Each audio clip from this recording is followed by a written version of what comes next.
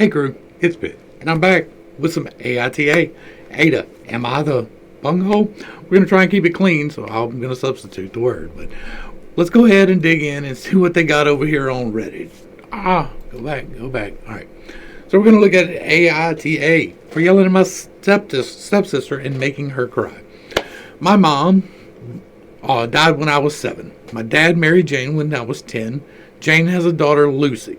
All right. Apparently they're the same age. Poster is a male. Lucy is a female. And Lucy's father was never in the picture. Jane married a dude, and Lucy called him dad, but he abandoned her after 6 years. Even still, Lucy was way more happy about their marriage than I was.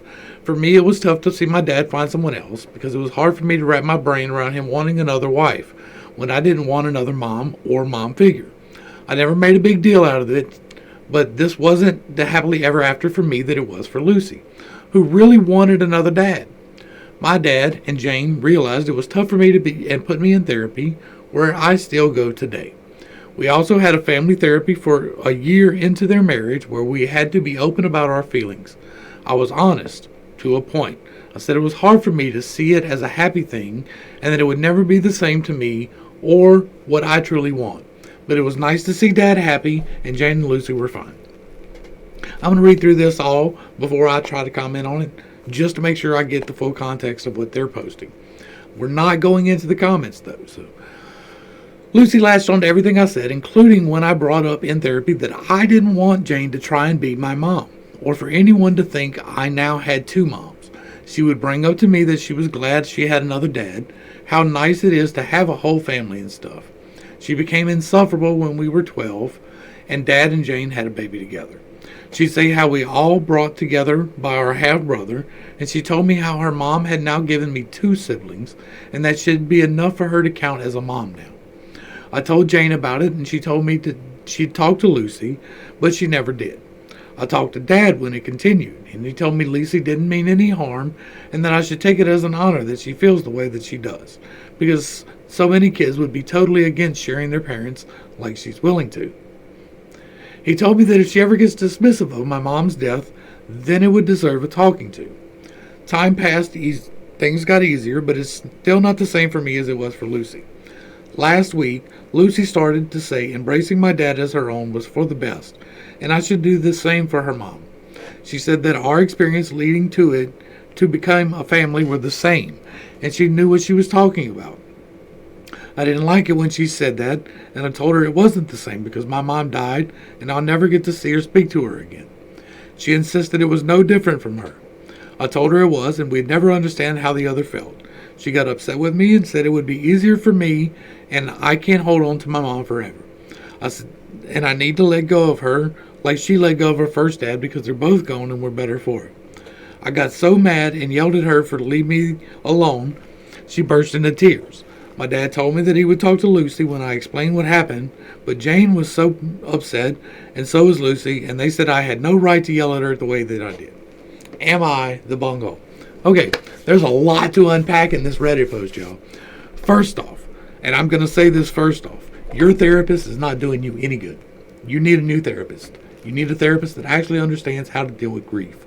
Because grief is a very real thing, and it serves a very real purpose, but if you are still grieving to this extent, after this much time, your therapist is zero help to you. You need a new therapist. And I have no compunctions about saying that. Second off, you're not dealing with your mom's death in a healthy way. It's going to sound like I'm the A for saying that, but it's true. God, it is perfectly fine to grieve. We're supposed to grieve deeply, but not for this long. It should not be taking control of your life in this way. Now, all of that being said, your stepsister is definitely the bunghole in this situation. Absolutely. You should not be forced to call anybody mom.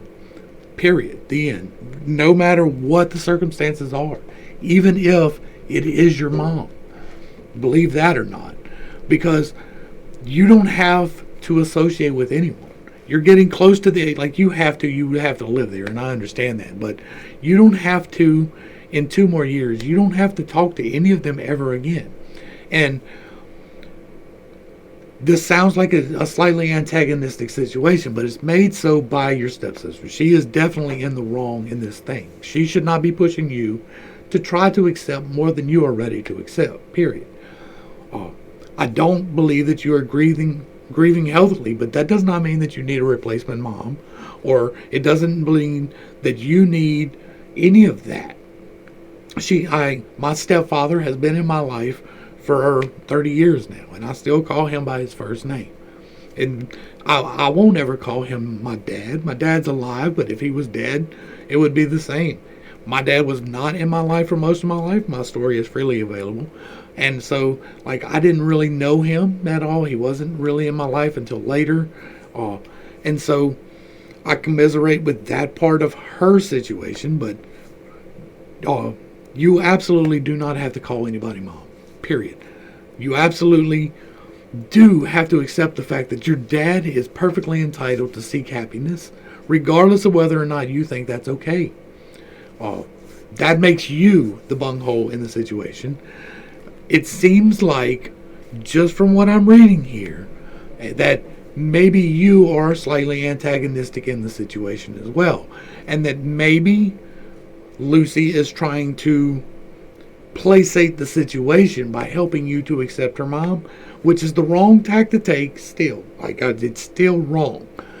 But it seems like maybe you are very adamant that you will not accept the situation, that you have been quite clear that you do not accept the situation, that you continue to be very resistant to the situation, even though it's been, 8 years? That's your therapist is not helping you. You need a new therapist. You need to learn to walk through these feelings, to really get into them, and to feel them, and to know where they come from, and to know that it's okay, and to really let that go, because holding on to that is going to poison you for the rest of your life. We are meant to feel grief, but it is not meant to be permanent. You will get waves of grief throughout the rest of your life. You will always miss your mom, even if you're not actively being mean about it. You will still have her memory. It is still okay. She still loves you, and you still love her, and that is never going away, regardless of whether or not your dad loves somebody else or not. No matter what, your mom still loves you, and you can still love your mom and still have a relationship with this woman that loves your dad. This woman who bore your dad's child. And I know that gives you conflicted emotions, but that's what your therapist is for. To help you work through those emotions. Not to tell you that you're right, so you will come back and pay more money. And that's what you're getting. What you're getting, where you're going, if you have been in therapy this long, and you are here, what you're getting when you're going is a therapist telling you you're right, so that you will keep coming and spending money. And that's not good. That is unethical. And I don't know your therapist. I'm not throwing any charges. I don't know the details of the situation. But just what I'm getting from this lets me know that you need a better therapist. Or you need to find some spiritual counseling. Anyway, hopefully that wasn't too heavy for y'all. And there's a whole lot of asshole to go around. Damn, I just said the word. I wasn't supposed to say the word. But there's a whole lot of bunghole to go around, y'all.